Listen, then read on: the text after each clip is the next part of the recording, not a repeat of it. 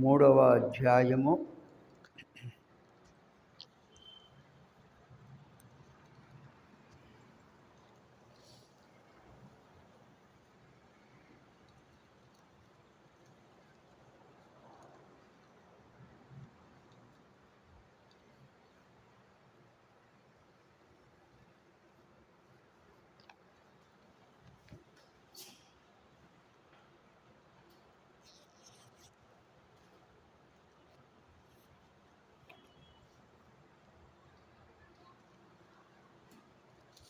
పేతురు రాసినటువంటి రెండవ పత్రిక 3వ అధ్యాయము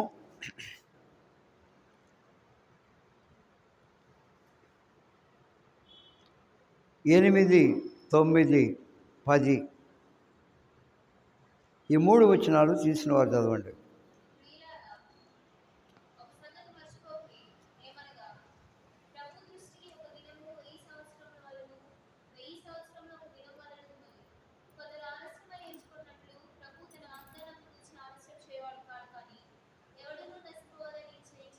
మైక్లో చదువు అమ్మాయి.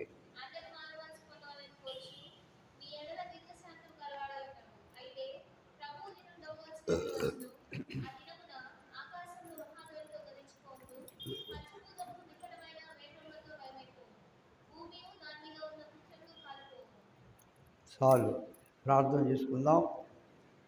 ప్రేమ స్వరూపైన మా ప్రభువా, జీవం కలిగిన మా తండ్రి, మీ మహాప్రేమను బట్టి, మీ దయను బట్టి ప్రభువా, ఈ రాత్రి వరకు మమ్మల్ని కాపాడారు, ఆరోగ్య క్షేమములు ఇచ్చారు ప్రభువా. మీ సన్నిధికి మమ్మల్ని నడిపించారు ప్రభువా. మీ వందనాలు, స్తోత్రాలు ప్రభువా.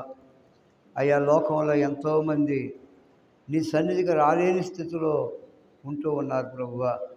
అయ్యా, వారు కూడా రావడానికి సహాయం చేయండి.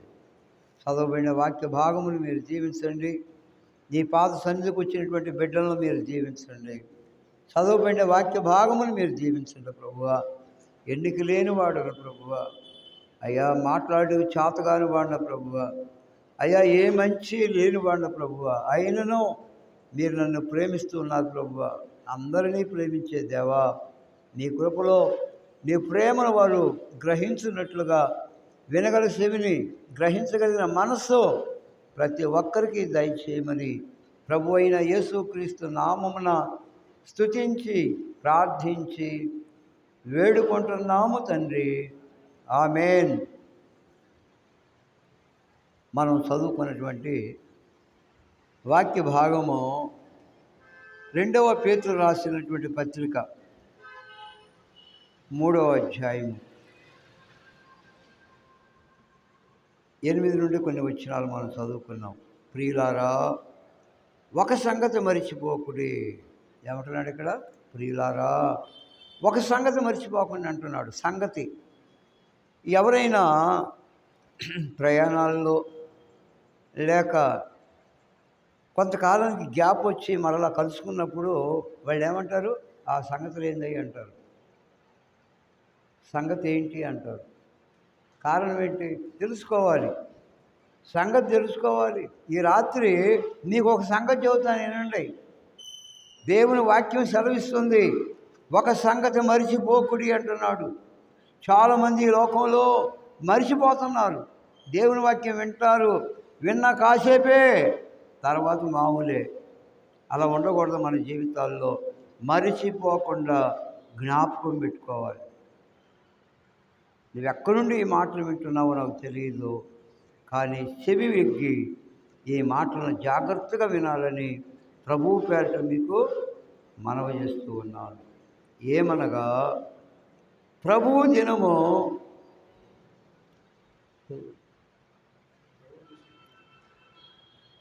ప్రభువు దృష్టికి ఒక దినము 1000 సంవత్సరముల వలన, 1000 సంవత్సరాలు ఒక దినము వలన ఉన్నవి. ఎట్లా? ప్రభువు దృష్టికి ఒక దినము 1000 సంవత్సరాలు. చూడండి, ఒక్క దినం మన దేవుని మందిరానికి రాకపోతే 1000 సంవత్సరాలు మన జీవితంలో పోగొట్టుకున్న వాళ్ళు అవుతాం. ఈనాడు అనేక మంది జీవితాల్లో చూడండి, దేవుని మందిరం అంటే లెక్కలేదు, దేవుడు అంటే లెక్కలేదు. ఆలోచించండి, నీ జీవితంలో దేవుడంటే గౌరవం ఉంటే నువ్వు మందిరానికి వస్తావు. మన జీవితాల్లో దేవుని పట్ల మనం గౌరవం కలిగి బ్రతకాలి. దేవుడిని గౌరవించాలి. మనం సమయానికి దేవుని మందిరానికి రావడం దేవుని గౌరవించినట్టు లెక్క.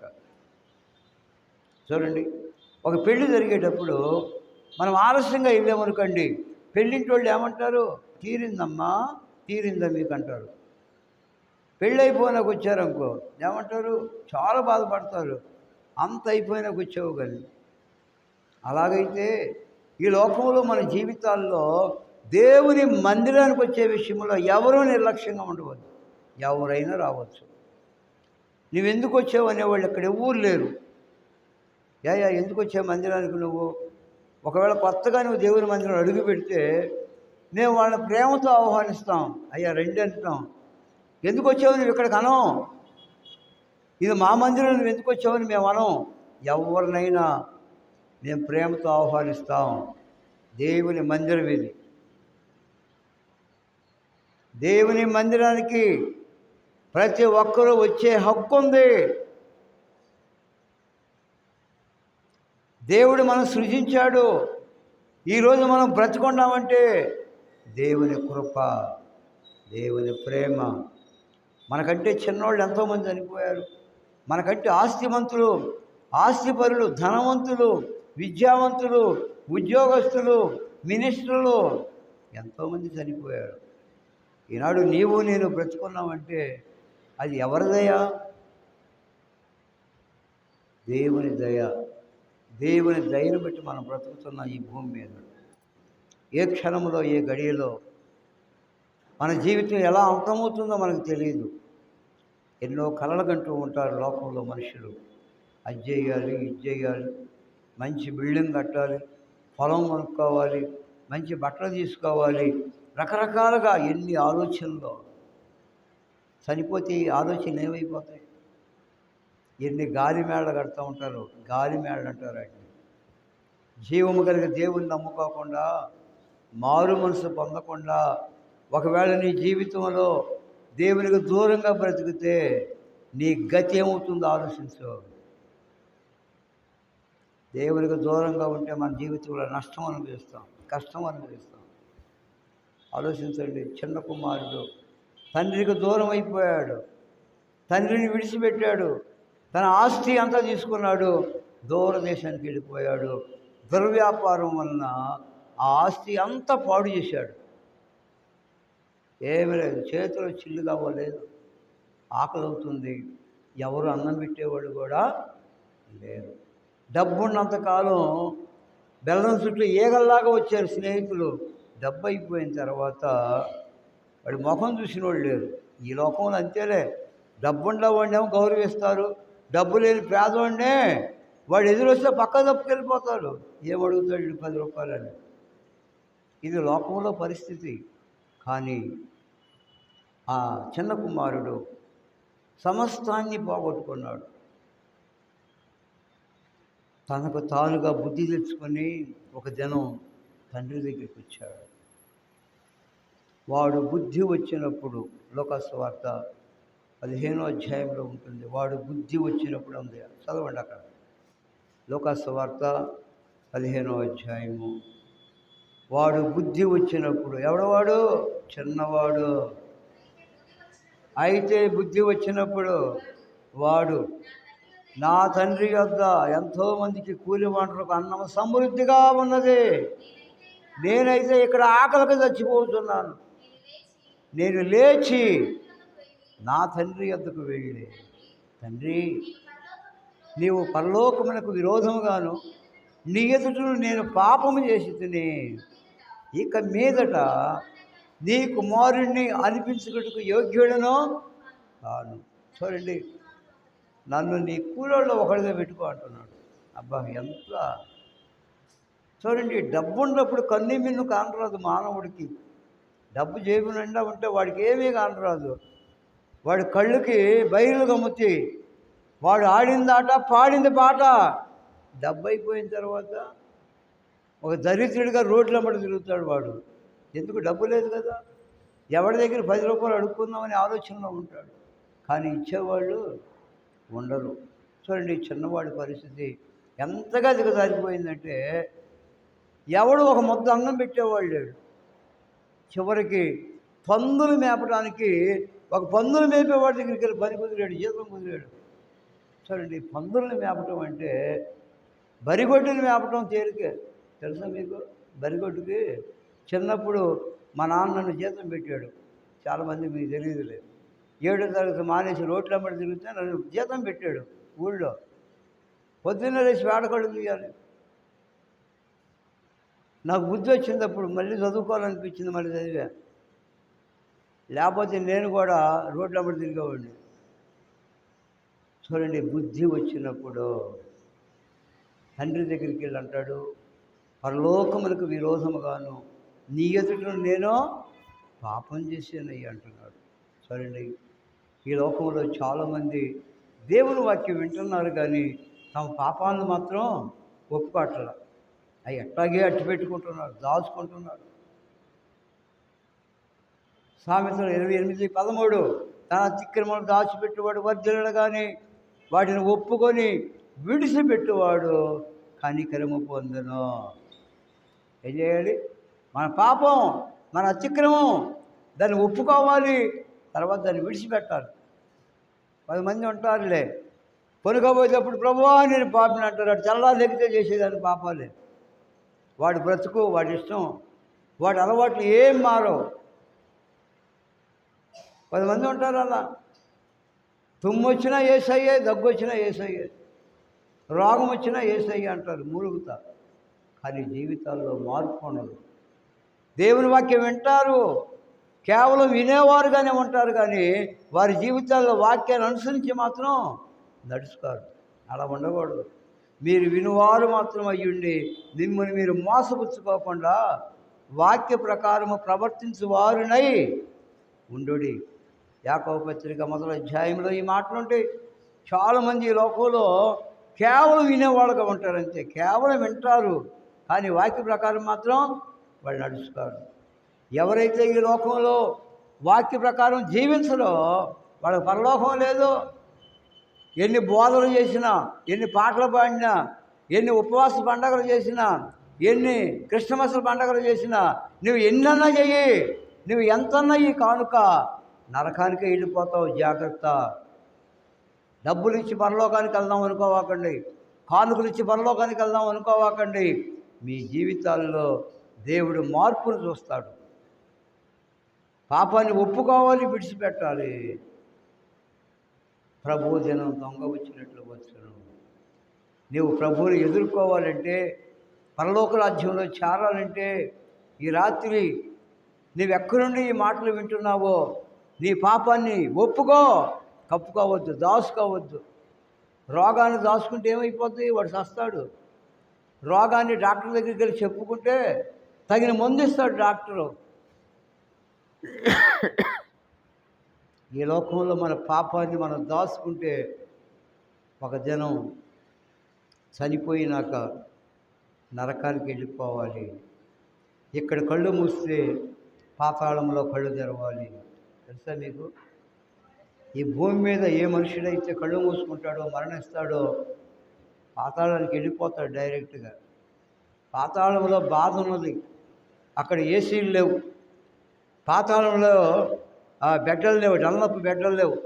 పాతాళంలో టీవీలు లేవు. పాతాళంలో మంచినీళ్ళు లేవు. పాతాళంలో అగ్ని ఆరదు, పురుగు సావదు. జాగ్రత్త, నీ ఇష్టం.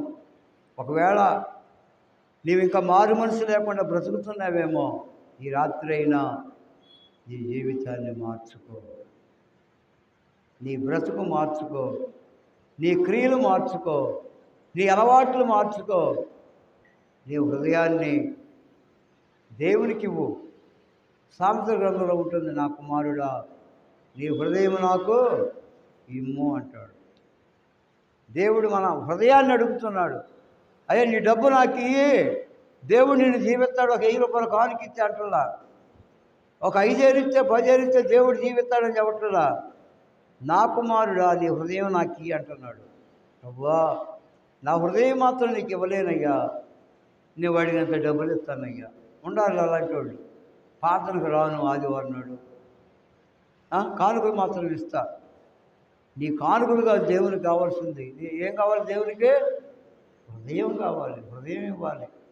మన నుండి దేవుడు ఏం కోరుతున్నాడు? మన హృదయాన్ని అడుగుతున్నాడు. నా కుమారుడా, నీ హృదయం నాకు ఇమ్మో. ఒకవేళ నీ జీవితంలో హృదయంలో చోటు ఇవ్వకపోతే నీకు పరలోకంలో చోటు లేదు. గుర్తుపెట్టుకో. నీవెవరివైనా, నువ్వెక్కడి నుండి ఈ మాటలు వింటున్నావో, నీ హృదయంలో దేవునికి చోటు ఇవ్వకపోతే నరకానికి వెళ్ళిపోతావు. అది ఖాయం అంతే. సావు ఖాయమా, సంసారం ఖాయమా అన్నారు. ఏది ఖాయం? ఏది ఖాయం? సావే ఖాయం అంతే. ఎంతకాలం బ్రతుకుతాం మనం ఈ లోకంలో? 3 నాళ్ళ ముచ్చట. ఈ లోకంలో మన జీవితం ఎలాంటిదో తెలుసా? 3 నాళ్ళు ముచ్చట, 3 రోజులే. అంటే ఏంటి దాని అర్థం? బాల్య దినాలనే ఉదయం అన్నారు ఒకరోజు,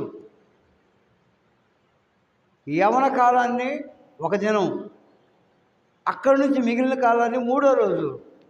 అందుకని ఒక పాట పాడాడు ఒకడు, 3 నాళ్ళ ముచ్చట కోసం ఈ బ్రతుకు పడే ఆరాటం చూడరా. 3 నాళ్ళ ముచ్చట కోసం ఎంత ఆరాటమో, ఎంత పోరాటమో. చూడండి మనుషులు ఎలా బ్రతుకుతున్నారు. ఆ పాట నాకు బాగా రాలా, ఒకటి పాడుతుంటే నేను విన్నా. 3 నాళ్ళ ముచ్చట కోసం ఈ బ్రతుకు పడే పాటు చూడరా.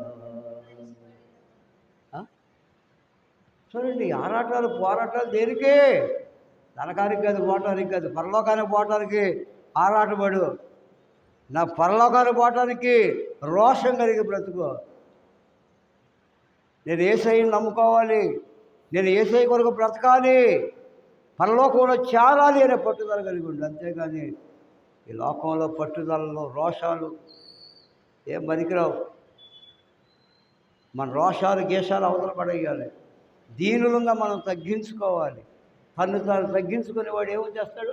హెచ్చింపబడతాడు. తను తాను హెచ్చించుకునేవాడు దేవుడు తగ్గిస్తాడు. ఈ లోకంలో ఏ మనుషుడైతే దీనుడిగా తగ్గించుకుంటాడో దేవుడు ఆ మనిషిని హెచ్చిస్తాడో. ఎవడైతే ఈ లోకంలో హెచ్చించుకుంటాడో వాడిని దేవుడు తగ్గిస్తాడు. రాజు అయిన నెబుకద్నెజరు అనుకుంటాడు, ఈ బబులోను పట్టణాన్ని నేనే కదా కట్టించింది అనుకున్నాడు. పైకల్లా మనసులో అనుకున్నాడు. జాగ్రత్తగా వినండి. రాజు నెబుకద్నెజరు రాజు, బబులోను దేశానికి రాజు, నా మాటకు తిరగలేదు అనుకున్నాడు. కానీ హృదయంలో అనుకున్నటువంటి మాటని దేవుడు విన్నాడు. దానియేలు గ్రంథంలో ఉంటే ఈ మాటలు అనుకున్నాడంతే. ఇది నా బలాధిక్యం, ఇది నా ఆధిక్యత, ఇది నా తెలివితేటలో, ఈ రాజ్యం నాది, దేవుడు నాకు ఇచ్చిన రాజ్యం అనుకోవట్లే. కొంతమంది ఉంటారులే, అయ్యా దేవుడు నాకు ఇచ్చాడని చెప్పుకోవాలి. ఏది ఇచ్చినా దేవుడు నాకు ఇచ్చాడని దేవుని మహిమపరచాలి. నేను సంపాదించుకున్నాను, ఇదంతా నాదేను, నేను కట్టించుకున్నానంటే దెబ్బలు పగిలిపోతాయి. జాగ్రత్తగా ఉండండి. దేవుడి దెబ్బ కొడితే లెగవలేము, కింద పడితే పైకి లెగలేదు. ఎవరుకుంటున్నారు? మన జీవితంలో దీనులంగా తగ్గించుకోవాలి. మనల్ని మనం ఎంతగా తగ్గించుకుంటామో దేవుడు అంతగా మనల్ని ఏం చేస్తాడు? హెచ్చిస్తాడు. దీన మనస్సు కలిగి మనం బ్రతకాలి. చూడండి, యాకోబు పత్రిక 5వ అధ్యాయం 5వ వచనం. నా సొంత మాటలు కాదు, బైబిల్లో ఉన్న మాటలే. ఏ మనుషుడైతే దీనత్వం కలిగి ఉంటాడో వాడు తప్పకుండా మందిరానికి వస్తాడు. ఎవడిలో దీనత్వం ఉండదో, గర్వం ఉంటుందో, ఇదంతా నాది నేను అనుకుంటాడో వాడు దేవుని మందిరానికి రాడు, దేవుని నమ్ముకాడు. నాకేందంట, ఒకసారి ఒక ఊరిలో ఒకడు అన్నాడు, నాకు 4 ఎకరాల పొలం ఉందయ్యా, నాకెందుకు ప్రార్థన అన్నాడు. ఎవరన్నాడు? నాతోనే అన్నాడు. నేను 4 ఎకరాలు సంపాదించుకున్నా, నాకెందుకు ప్రార్థన అన్నాడు. అన్న కొద్ది కాలానికే వెళ్ళిపోయాడు. ఏమనుకుంటున్నారు?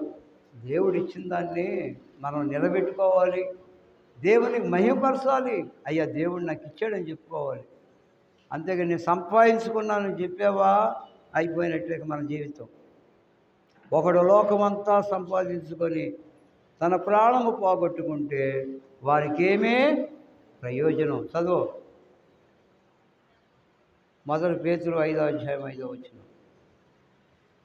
1 పేతురు 5:5.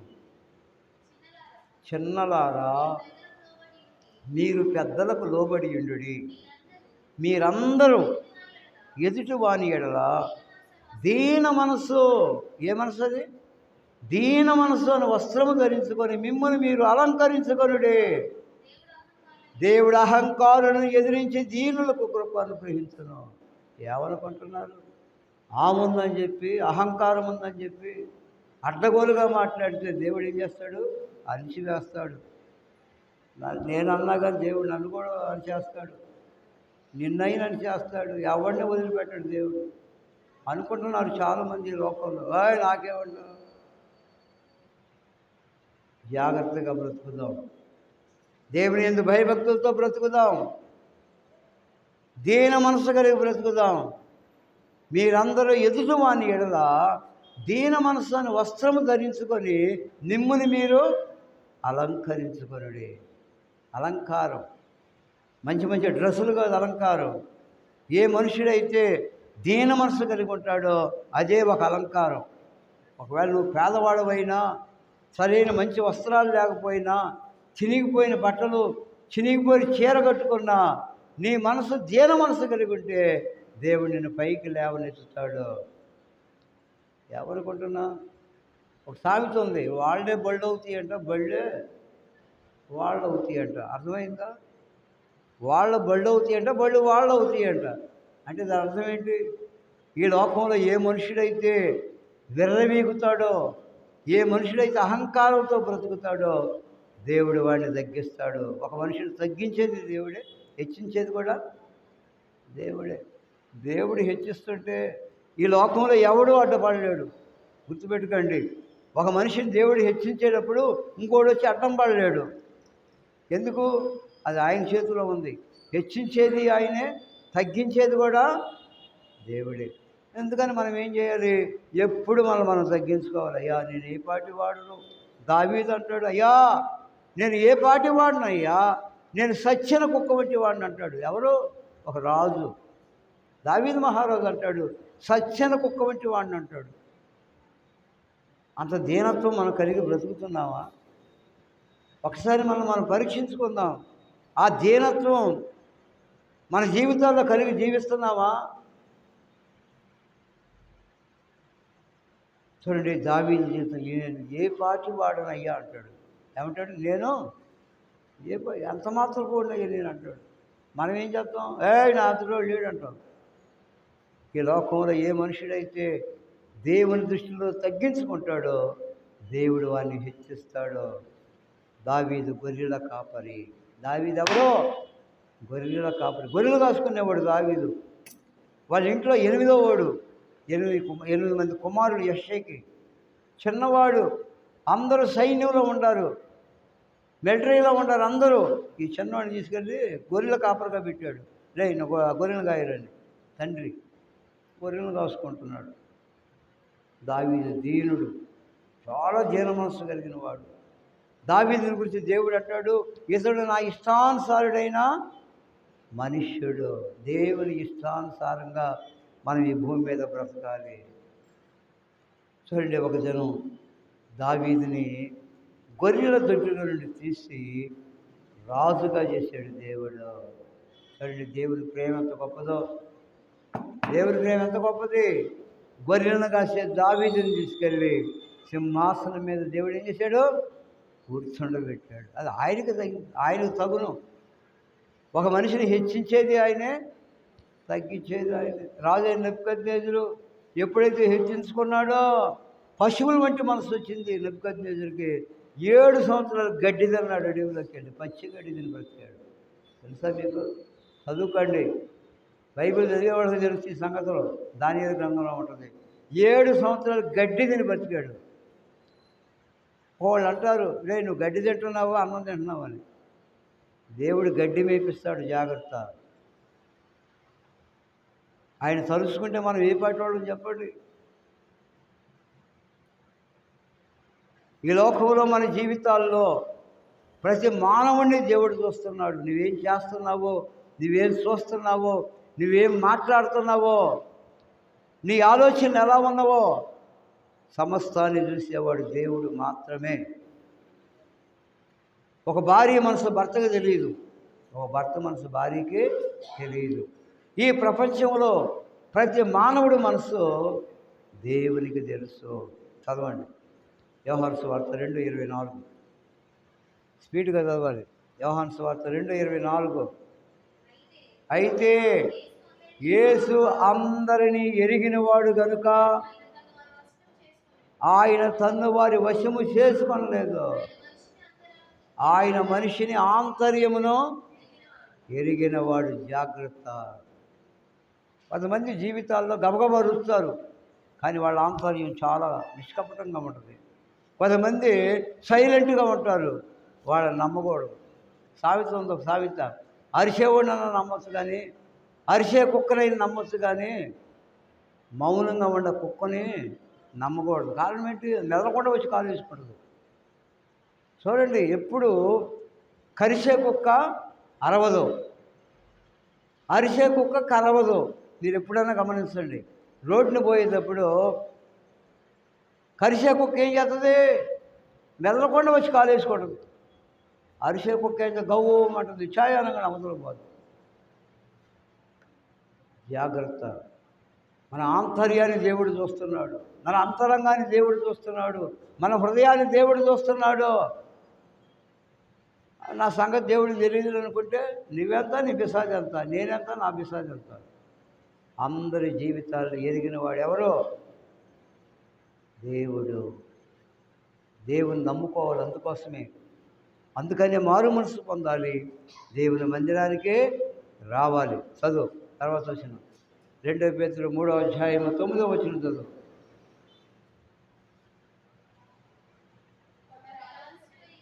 కొందరు ఆలస్యమని ఎంచుకున్నట్లు ప్రభు తన వాగ్దానమును గురించి ఆలస్యము చేయువాడు కాడు, కానీ ఎవడను నశింపవలని ఇచ్చయింపక. చూడండి, ఎవడ కూడా నశించడం దేవుని కోరిక కాదు, దేవుని ఇచ్చ కాదు. అది ఇచ్చ అంటే కోరిక. ఈ లోకంలో మనుషులు ఏమంటారు? వాడు ఎప్పుడు నాశనం అవుతాడా, అది ఎప్పుడు నాశనం అయిద్దా, ఇదే కోరుకుంటారు మనుషులు. కానీ దేవుడు ఎవరూ నాశనం కాకూడదని దేవుడు కోరుకుంటాడు. అదే దేవుడి ప్రేమ. తెలుసా మీకు దేవుడి ప్రేమ ఎంత గొప్పదో? దేవుడి ప్రేమ ఎంత గొప్పదో మీరు ఎప్పుడైనా ఆలోచించారా? ప్రేమించేవాడిని దేవుడు ఏం చేస్తాడు? శిక్షిస్తాడు. అదో, దేవుడు ప్రేమించే మనిషిని దేవుడు శిక్షిస్తాడు. ఏ మనుషుడైతే దేవుడు విడిచిపెడతాడో వాడు హాయిగా వర్ధిల్లుతాడు, పచ్చని చెట్టు వలె ఉంటాడు. వాడికి రోగాలు రావు, ఏమి రావు. బైబిల్లో ఉంది ఆ మాట, కీర్తన గ్రంథంలో ఉంది. తండ్రి శిక్షించిన కుమారుడు బుద్ధిమంతుడగును. అర్థమైందా? దేవుడు ఒక్కోసారి మన జీవితాలు శిక్షణ తీసుకొస్తాడు. ఎందుకు? బుద్ధి తెచ్చుకుని బ్రతకరాలి. అది మానవుడు గ్రహించాలి. ఆలోచన చేయండి. ప్రభు దినము దొంగ వచ్చినట్లు వచ్చును. ఆయన తన వాగ్దానమును గురించి ఆలస్యం చేయవాడు కాడు, కానీ ఎవడునూ నశింపవాలని ఇచ్చయింపక అందరూ మారు మనసు పొందాలి. ఎంతమంది మారు మనసు పొందాలి? అందరూ. నీ కుటుంబంలో భార్యాభర్తలు, నీకున్న బిడ్డలు, నీ మనవళ్ళు, నీ మనవరాళ్ళు అందరూ కూడా మారు మనసు పొందాలి. అది దేవుని యొక్క కోరిక, అది ఇచ్చ, దేవుని యొక్క ప్రేమ. ఎవడూ నశించకూడదని దేవుని ప్రేమ. అందుకని ఇంకా బ్రతుకున్నాం భూమి మీద మనం. కరోనా వచ్చినప్పుడు లక్షల మంది ప్రజలు ఒక చెట్టును కాయలు రాలినట్టు రాలిపోయారు. అప్పుడు నా భార్య రూతుము నాతో అనేది, అయ్యా నువ్వు ఎట్లా పడితే అటు రోడ్ల అమ్మడి తిరుగుతావు, బావద్దో రోడ్డు మీదకి అనేది నన్ను గద్దించేది. ఎందుకు? అది ఇంట్లో ఒకడికొచ్చి అందరికి చుట్టేస్తుంది అది, ఆ వ్యాధి. నాకెందుకని ఒక ముద్ద తిని ఇంట్లో పప్పులేవాడిని నేను ఆ రోజుల్లో. తప్పదు. మన జాగ్రత్తలో మనం ఉండాలి. దేవుడు ఉన్నాడని చెప్పి మొండిగా ఉంటే ఇంతే సంగతులు. ఒక సేవకుడు అట్లాగే వైజాగ్లో గొప్ప సేవకుడు అన్నాడంట సంఘంలో, రేయ్ నన్ను ఏమి చేయలేదు కరోనా అన్నాడంట. అన్న కొద్ది రోజులకి ఏమైపోయాడు, కరోనా వచ్చి చనిపోయాడు. వద్దు. ఎక్కడ మనం ఎలా ఉండాలో, ఎక్కడ మనం దాక్కోవాలో, ఎక్కడ మనం తగ్గించుకోవాలో, ఎక్కడ మనం దీనులంగా ఉండాలో అలా బ్రతకాలి లోకంలో. అంతేగాని నాకు దేవుడు ఉన్నాడు, దేవుడు నన్ను ఏం చేయడు, నాకు రోగం రాదంటే తప్పదు. వచ్చింది, కరోనా వచ్చేసింది. గొప్ప దైవజనుడు, ఎంత దైవజనుడైనా, ఎంత విశ్వాసైనా, ఎంత బోధకుడైనా, ఎవరైనా కొన్ని హెచ్చరికలు మనం అనుసరించకపోతే నష్టాన్ని అనుభవిస్తాం, మనం కష్టాన్ని అనుభవిస్తాం. అందుకని ప్రభువైన యేసుక్రీస్తు వారు అందరూ మారు మనసు పొందాలని ఏం చేస్తున్నాడు, దీర్ఘ శాంతం వహిస్తున్నాడు, ఆలస్యం చేస్తున్నాడు తను రాకని.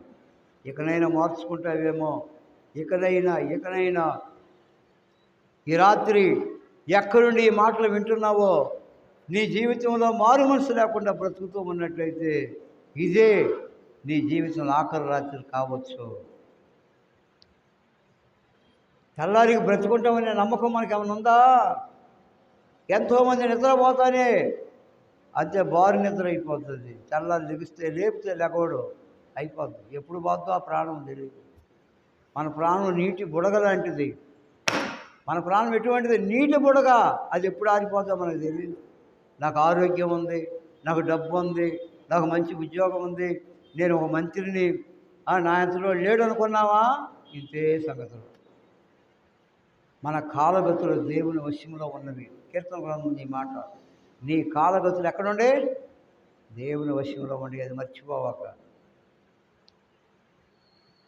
ఇంకా ఎవరైతే మారు మనసు పొందకుండా బ్రతుకుతున్నారో, ఈ మైక్ ద్వారా నువ్వెక్కడుండి ఈ మాటలు వింటున్నావో, ఈ రాత్రి అయినా నువ్వు మారు మనసు పొందు, నీ పాపాలు ఒప్పుకో, రక్షణ తీర్మానం చేసుకో, ప్రభు కోసం బ్రతుకు, దేవుని రాజ్యం కొరకు సిద్ధపడు.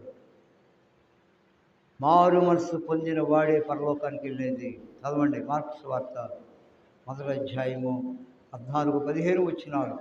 ప్రభువు చెప్పాడు ఈ మాటలు, నా మాటలు కాదు ఈ మాటలు. చదవండి.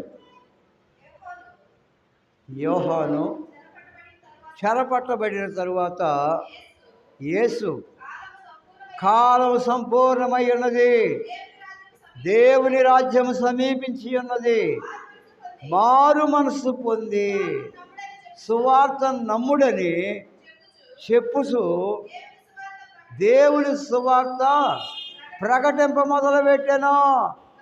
చూడండి, ప్రభువు చెబుతున్నాడు మారు మనసు పొందుడి అంటున్నాడు. బైబిల్ పట్టుకుని మనం ప్రార్థనకు వచ్చినంత మాత్రం పరలోకానికి వెళ్ళలేమో. మారు మనసు పొందినోడికే పరలోకం. అయ్యా నేను మారు మనసు లేకపోయినా నేను ఎప్పుడు యేసయ్యను తలుచుకుంటాను అయ్యా. కొంతమంది అంటారులే, అయ్యా నేను ఎప్పుడు నా గుండెల్లో యేసయ్య ఉంటాడు అంటాడు.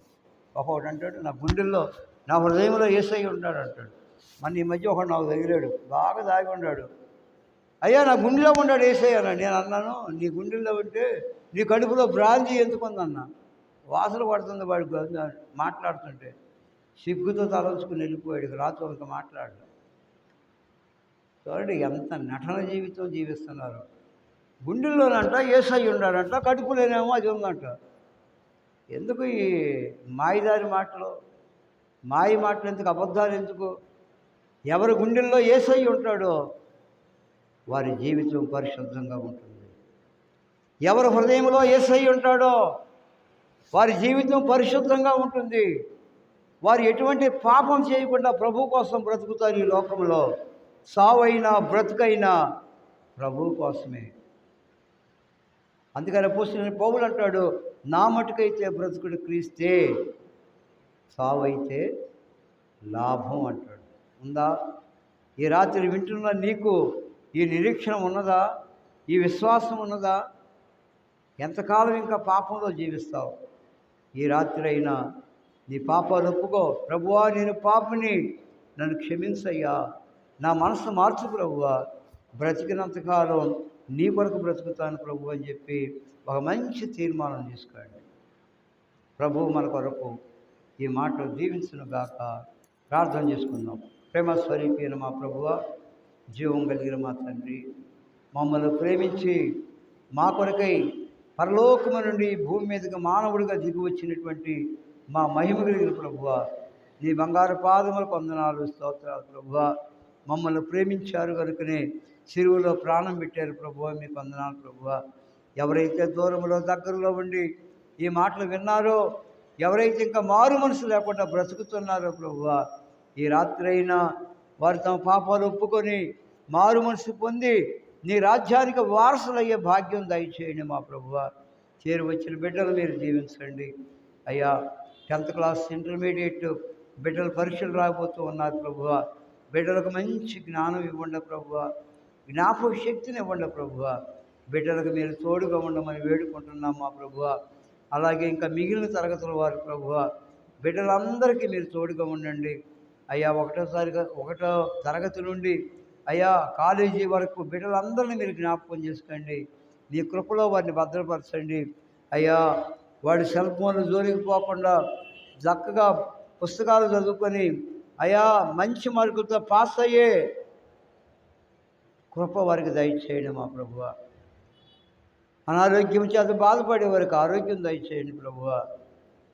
ఎవరైతే ఆయా సమస్యలతో, అప్పుల బాధతో, శరీర ఆరోగ్య పరిస్థితులతో కృంగిపోయిన వారుగా దిగులతో వేదనతో జీవిస్తున్నారో ప్రభువ, వారికి కావలసిన ఆదరణ, వారికి కావలసిన నెమ్మది, వారికి కావలసిన స్వస్థత మీరే దయచేయమని వేడుకుంటున్నాం మా ప్రభువ. సంఘ క్షేమాభివృద్ధిని మీరు దయచేయండి. ఈ రాత్రి ఎవరైతే సంఘానికి ప్రార్థనకు రాలేదో సంఘ ప్రార్థనకి అయ్యా వారికి మరొక తరుణం దయచేయండి. ఇంకా నూతనంగా అనేక ఆత్మలు మీరు నడిపించండి ప్రభువ. సంఘం నీది ప్రభువ. ఈ సంఘం కొరకు మీరు రక్తం చిందించారు ప్రభువ. రక్తం ఇచ్చి మీరు కొన్నారు ప్రభువ.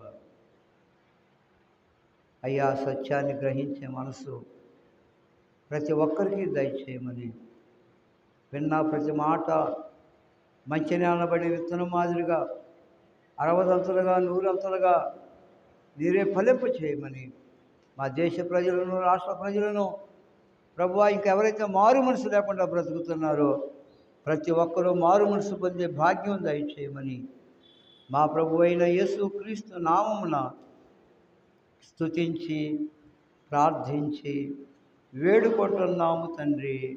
ఆమేన్.